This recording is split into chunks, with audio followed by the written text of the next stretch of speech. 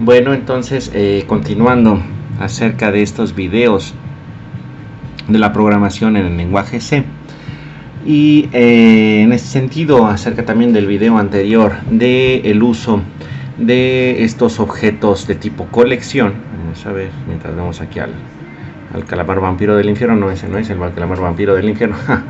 Se va entonces a observar que es uno de estos objetos de colección, los cuales van a ser los diccionarios. Los objetos de colección suenan así como que para venderse posteriormente, ¿no? Con la cuando su plusvalía aumente. Pero bueno, independientemente de esto, entonces como fue en el video anterior, se va a utilizar entonces aquí la librería de System Collections Generic para entonces utilizar el diccionario. Bueno, entonces aquí implementamos esto y se va a crear un diccionario. ¿Qué son estos? Tal como dice aquí. Los diccionarios entonces van a ser una colección genérica de datos que va a ser utilizada para almacenar pares de datos, los cuales van a tener la forma o se van a guardar de la forma llave valor. Por ejemplo, se le va a dar entonces datos con una llave de 1, número 1, se va a tener entonces como valor en cadena de texto 1. Y así puede ser entonces esta llave para este número, que no puedo decir 2, si no se pone un poco intenso. Se va a tener entonces como valor una cadena de texto que va a ser el 2. Y por otro lado entonces vamos a tener aquí un 3 numérico, que va a ser nuestra llave, el cual va a estar o nos va a funcionar para encontrar el valor en cadena de texto de 3. Entonces aquí dice en este comentario acá abajo que los números van a ser entonces las llaves, mientras que las cadenas de texto son los valores los cuales va a contener entonces este diccionario. ¿Va? Entonces, bueno, ahí vamos a tener esta parte. Esto es muy similar entonces a los archivos de tipo JSON.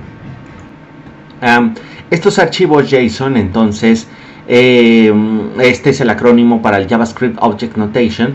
Van a ser entonces unas notaciones para objetos de tipo JavaScript, los cuales pueden ser utilizados, a ver un momento, de esta forma. Aquí si se hace una búsqueda rápida en Google, se puede encontrar que van a existir entonces este tipo de archivos. Vamos a ver la imagen,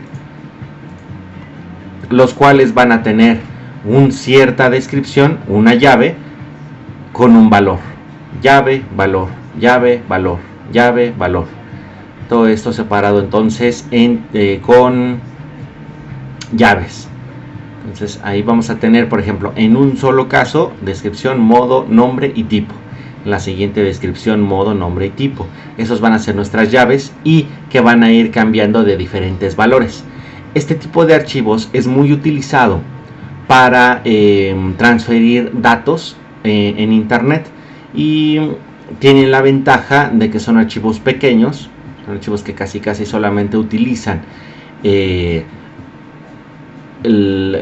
la codificación ASCII, o sea, cada uno de estos va a ser un carácter, por lo tanto son 8 bits, entonces el tamaño es relativamente muy pequeño con respecto a otro tipo de datos, otro tipo de archivos, los cuales pues ya tienen alguna otra codificación, pero aquí es simplemente la codificación ASCII, y van a contener entonces de diferentes datos pues unos valores, ¿no?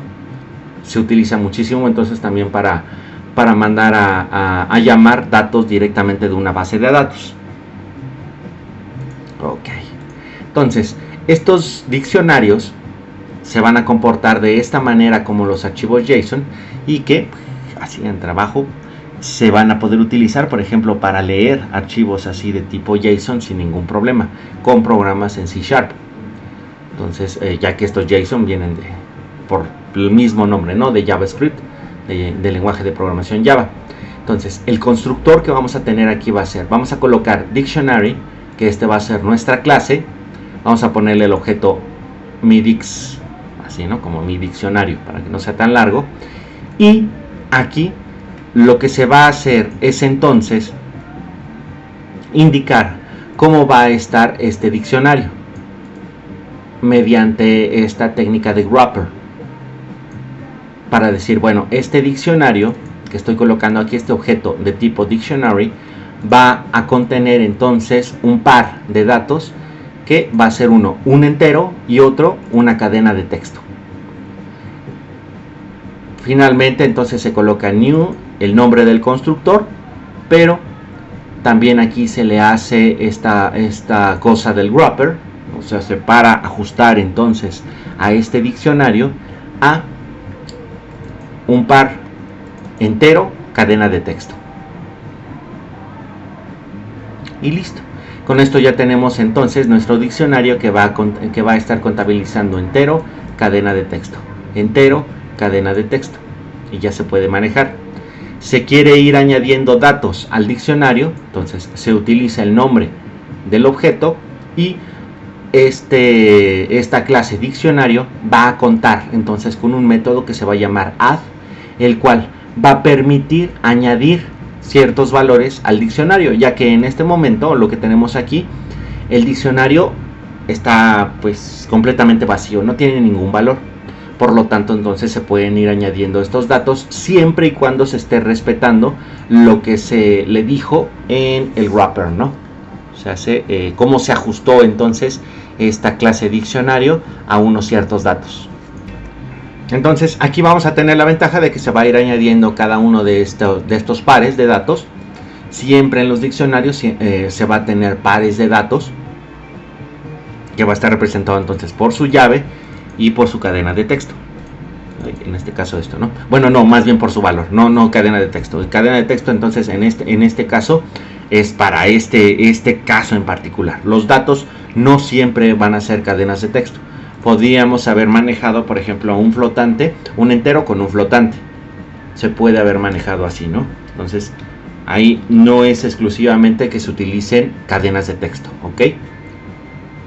Bueno, entonces después de esta amenaza tan horrible, vamos a colocar entonces este par, otro par, otro par y otro par. ¿Qué ventaja tenemos? Es de que a pesar de que podría ser que estamos considerando que estos pares de datos se están acomodando de manera ordenada, pues simple y sencillamente no va a ser totalmente requerido esto, ya que los diccionarios, al tener entonces estas llaves, nos podemos hacer referencia a cada uno de sus valores por medio de las mismas. ¿Ok?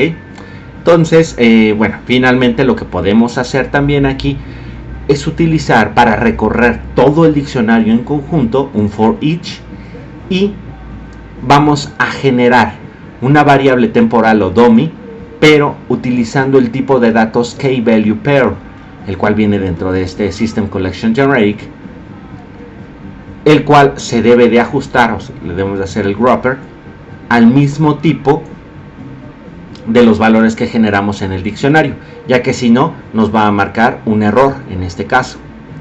Entonces generamos esta variable temporal mediante este tipo de datos especial que sería kValuePair, el cual nos está diciendo que va a ser un valor o un par llave valor para este caso, y vamos a estar recorriendo entonces en todo el diccionario. Y ahora sí podemos escribir mediante el console writeLine los valores tanto de la llave como del valor, utilizando de esta variable temporal sus atributos de llave o .key y de valor o .value. Entonces, de esta clase se genera entonces, podríamos decir, estamos generando un objeto, ajustando entonces con el wrapper en estos dos valores, y finalmente entonces podemos ingresar tanto a sus atributos, bueno, podemos acceder a sus atributos, el cual va a ser por un lado la llave y por otro el valor. Ejecutamos y ahí está. Entonces en esta parte del primer for each que tenemos todo esto, vamos a tener 1 con valor 1, 2 con valor 2, 3 con valor 3, 4 con valor 4. Esto es lo que nos está entregando esta parte.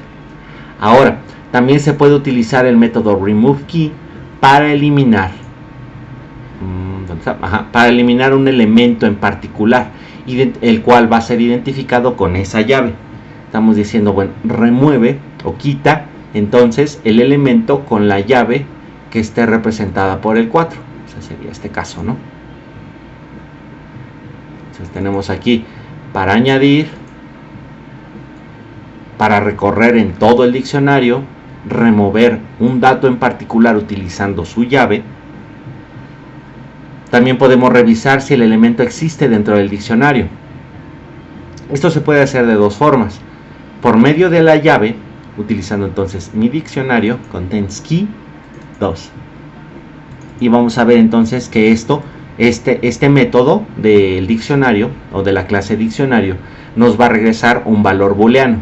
Ahí está, public sealed bool, system collection generic dictionary. Entonces nos va a regresar un valor booleano que va a ser true o false, por supuesto, de si contiene entonces este diccionario esta llave.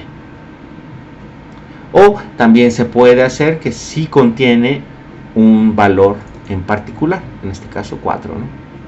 Entonces ya lo que tenemos aquí es de que el elemento existe cuando estamos buscando la llave, o más bien el valor que representa la llave 2, en este caso, y ya que nosotros removimos o quitamos el elemento que está relacionado o identificado con la llave, con el entero número 4, entonces al momento de decirle, oye, tienes un valor que se llame 4, me va a regresar un falso. Entonces este if me va a mostrar aquí el elemento no existe, tal como se está mostrando aquí.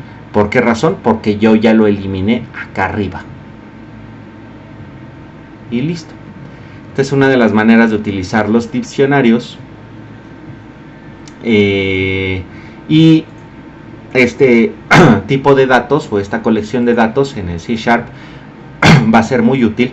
Por ejemplo, mencionaba para la lectura de archivos de tipo JSON, o bueno, si no se quiere ver de esa manera, también podría obtenerse de una base de datos y guardar diccionarios que van a tener, siempre hay que recordarlo, una llave y un valor. Entonces de esa manera es como se puede manejar sin ningún problema este tipo de datos llamados diccionarios que se encuentran en este espacio de nombres de System Collection Generic. Ok, bueno, entonces hasta aquí esto quedaría ya. Esto sería entonces los diccionarios uniéndose a los tipos de datos que ya se habían observado en el otro video de las listas, ¿vale? Bueno, entonces todo un gusto. Nos estaremos viendo en más videos. Auf Wiedersehen.